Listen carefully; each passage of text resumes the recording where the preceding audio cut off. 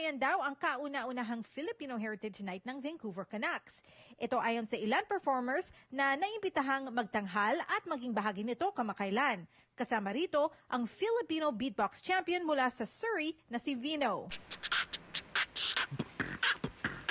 The Filipino Heritage Night was truly a night to remember. Like, it was my first Canucks game ever, my first live hockey event ever. Sa kanyang intermission performance, nagpa-special request daw sa kanya ang Canucks organisasyon na mag-ice skate siya habang nagbe-beatbox.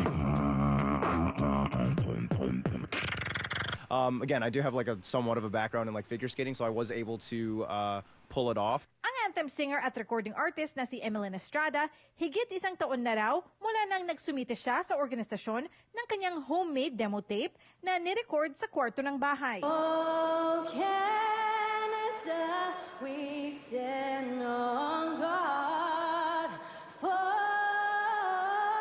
thee.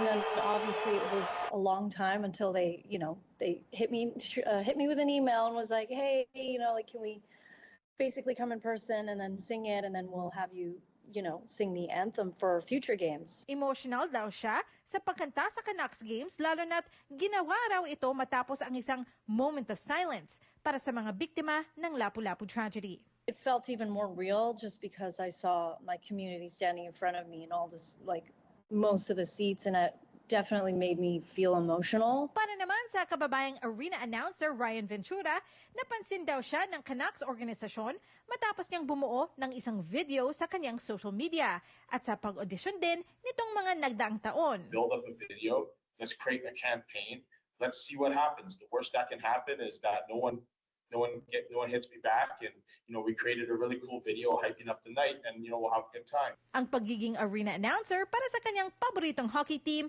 isa raw katuparan ng pangarap. All the things I've ever done, I would say this is the top of my list.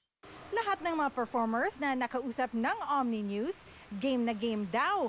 Ulitin ang kanilang performance sakaling magkaroon ng ikalawang Filipino Heritage Night sa susunod na taon. Teresa Barrera, Omni News, Vancouver.